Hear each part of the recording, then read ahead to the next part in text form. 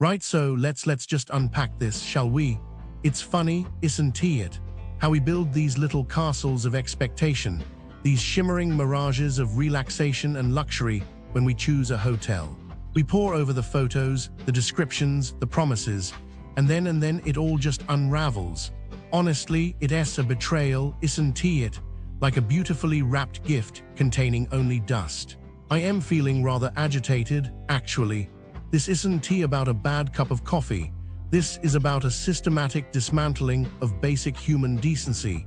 You see, I am a bit of a perfectionist. It stems from growing up where everything was meticulously planned, precisely executed. My grandmother, God rest her soul, she would polish the samovar until you could see your reflection in it. Everything had its place, its purpose. It's comforting, knowing things are right. And what I am about to recount, it's the antithesis of right. It's a descent into chaos, packaged as hospitality, and honestly, the audacity. The sheer, unmitigated gall, I'm telling you, the sheer nerve of these people. It began, rather innocently, I suppose. I was organizing a conference in Vancouver, a rather important one, actually, about sustainable textile sourcing, very niche, very crucial, and the Blue Horizon Hotel Vancouver seemed suitable. The pictures were palatable, decent enough. I started emailing, meticulously outlining my needs. Now I understand things get lost in translation. I'm used to that, having moved here from never you mind. But to misspell my email address twice, honestly, it's not rocket science. It's literally a string of characters, readily verifiable.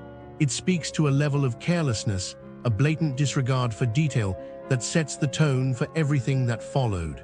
I followed up, of course, twice, polite yet firm, like a gentle nudge turning into a pointed insistence. Eventually, after what felt like an eternity, time is precious, you understand. When you are organizing things, I was forced to provide my email again. Like I was the one at fault, the indignity, and it wasn't a simple typo, mind you, it was a complete mangling of the address. I mean, honestly, did they even look? And it didn't stop there. Oh no. This was just the prologue to the tragedy. I arrive, finally. Soaking wet, naturally, because Vancouver's weather is a sentient entity dedicated to ruining one's hair. And what do? They give me the wrong room. The wrong room. I had booked a room with a view, a specific view, overlooking the harbor. It was a small indulgence, but a necessary one. A little bit of beauty to counterbalance the existential dread of conferences. But no.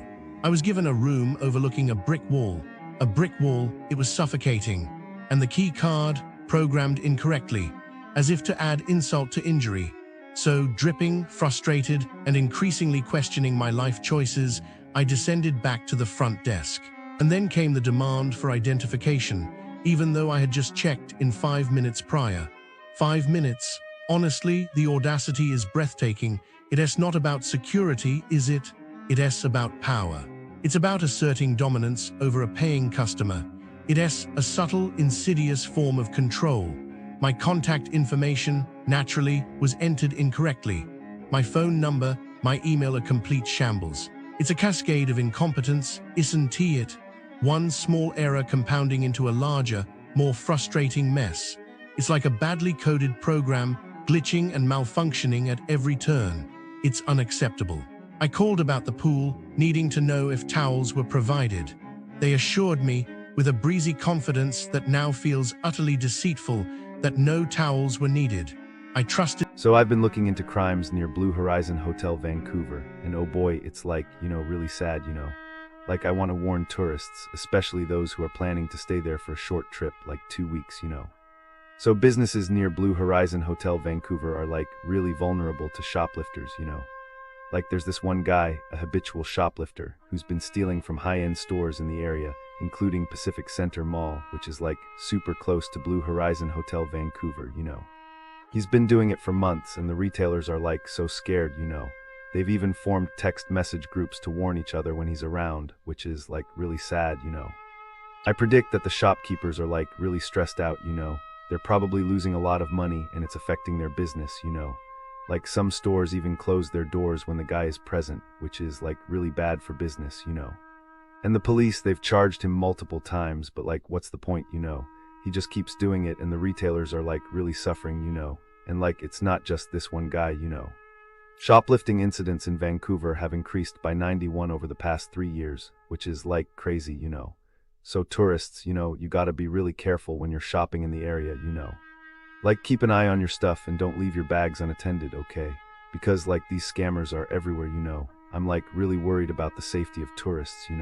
Like, what if they get scammed or robbed? It would be like really traumatic.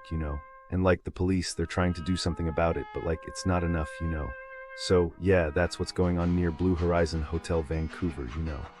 Just be careful, okay? The dark side of businesses near Blue Horizon Hotel Vancouver. If you're staying at the Blue Horizon Hotel, prepare yourself, because the businesses around here, they're not just bad, they're spectacularly disappointing. Let's start with shopping.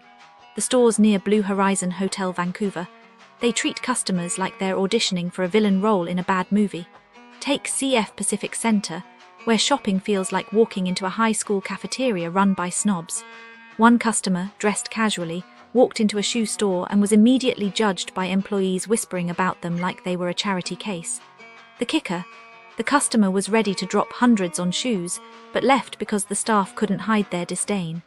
And if you think parking is reasonable, think again. 2 hours of shopping will cost you 16 in parking, because apparently your wallet needs a workout too. Then there's Vida Spa at the Western Bayshore. Spas are supposed to be relaxing, right? Not here. One guest left with a water-damaged phone after a massage, because apparently, hydration now includes drowning your electronics. When they complained, management gaslit them, insisting it couldn't possibly be the spa's fault. Another visitor paid $115 for a manicure that was supposed to cost $75, hidden fees included, but no massage, just a complimentary mouse sighting in the lounge. Classy, hungry, Sula Indian restaurant on Main Street will make you question if flavor is just a myth. Their kadai paneer, more like tomato soup with identity issues. One diner found a hair in their food, because nothing says authentic cuisine like a side of human DNA. And if you dare to take your time eating, they'll rush you out with a strict 2-hour limit, because enjoying food is so last century. Craving something sweet, La Durée is where pastries go to die. They're macarons, stale, dry, and priced like they're made of gold. One customer ordered a 15 cake and got a tablespoon of whipped cream disguised as dessert. The service, rude enough to make a Parisian waiter blush. Now nightlife, Bar None nightclub is where dreams of a fun night go to get mugged. Want water after dancing? That'll be $8.50 for a Kirkland bottle, because hydration is a luxury. One group got accused of puking they didn't and were kicked out without proof, while the bouncers played judge, jury, and executioner. And if you think security is for safety, nope. It's just an excuse to pat you down like you're smuggling state secrets. Finally, Tableau Bar.